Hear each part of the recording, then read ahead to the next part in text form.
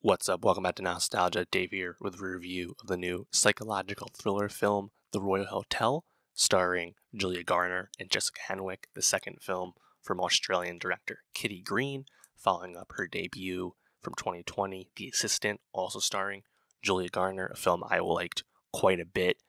The Assistant, I think, really put Green on the map as a really effective, poignant portrayal of, someone in a Harvey Weinstein-esque situation, not being abused, but working for such a obvious abuser and watching the system cover up the misdeeds at every turn.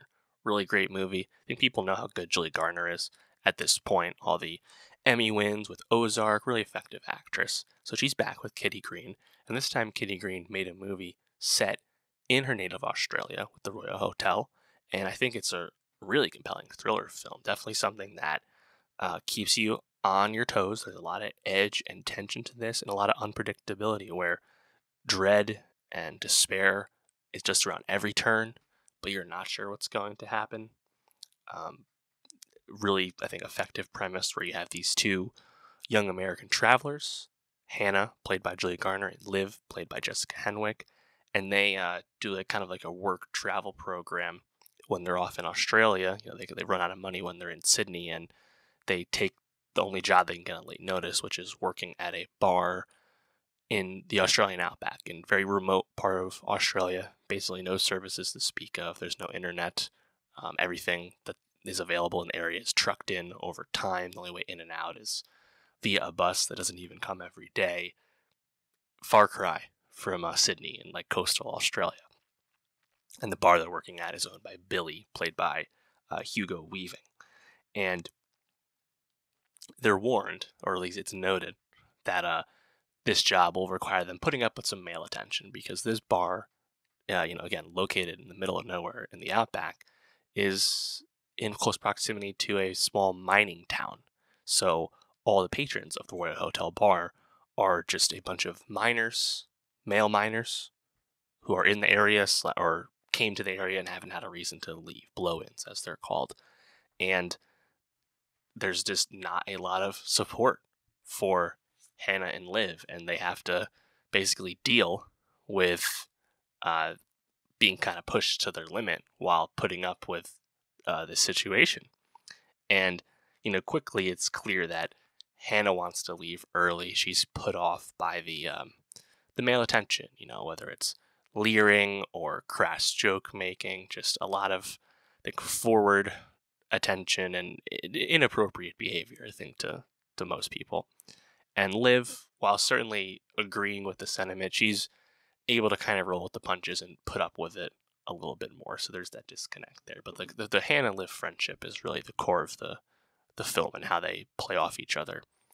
And I think the movie is really effective because it introduces, a handful of male characters that Hannah and Liv encounter. Of course, Billy, the head of the owner of the bar, who himself is basically a functioning alcoholic.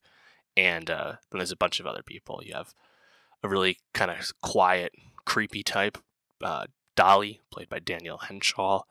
And then, kind of a younger, more precocious, someone their age who seems a lot kinder, but definitely also has some motives of his own. And that would be Maddie, played by Toby Wallace, the baby teeth breakout actor. And all these characters, and there's another a minor character who seems to be kind of nicer and less gruff than the other miners, but also, again, has some desires of his own. And they're just, you're not sure, like, who is good, who is bad, or who is the least good, who is least bad. It's like, are they is man X protecting or taking care of the girls just to later take advantage of them in his own right? Is that why? Is it the motivation behind it? So I think a lot of like the specter of male violence, even when it's not happening, but the thought that male violence can very easily happen to you as a woman in this situation, that is basically what this movie is about, and it really effectively communicates that. Like, as a viewer, you have a lot of agita watching certain situations unfold where you just kind of fear for what's going to happen next. And there's some moments where the male patrons get drunker. Again, like you're not sure how far they're willing to push things, but either way, they're crossing a line. And like again, there's just a lot of tension, a lot of dread here, man. Like, and there's some really great moments too, like when Maddie takes them out on like their day off to a swimming hole down the road, and like seems to be pretty nice, but also clearly has interest in dating Hannah, perhaps being a nice guy. Who's to say? But his demeanor certainly changes once Hannah rebukes his offer. And then Dolly, um, Liv presents it. Maybe the guy's just lonely. Give him a chance. But Hannah's clearly put off by the way he pushes the limit and asks Hannah to smile when she passes him a beer and things like that. I like the ending. I like how everything kind of blows up. Basically, it's a really fun setting. This really ramshackle bar where the girls are living upstairs. That's like our only setting, and there's really nowhere else for them to go and do. So, yeah, I think it's a really effective thriller.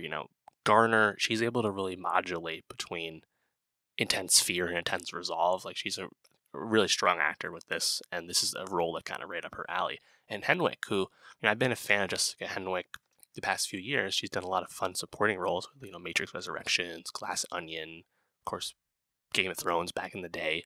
But I think she also does a really nice job of being a little bit of different speed than Garner, but playing off well. That friendship is communicated nicely, and you really feel for Liv when she gets a little too drunk in some situations, and you start fearing for her safety.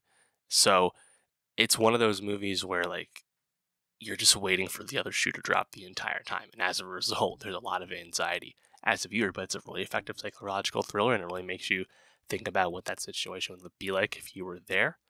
And yeah, kind of like Fair Play. I think it's an effective portrayal of the male specter over how women exist in the world. This is obviously a very different situation. Fair Play is in the high stakes world of investment banking. Fair Play is literally in the middle of nowhere in the Australian outback. We're talking about very different clienteles here, but there is a bit of a simpatico between the general themes. So, Royal Hotel, effective thriller. This just premiered after coming out in a Telluride. So shout out Kitty Green. She's definitely 2 for 2. I think it's a big step forward for Henwick, in a co-lead role here, and another notch in the belt for Julia Garner, who's really crushing it as one of our great young actors right now. But let me know how are you feeling about the Royal Hotel, and for more movie reviews, subscribe, and I'll see you next time.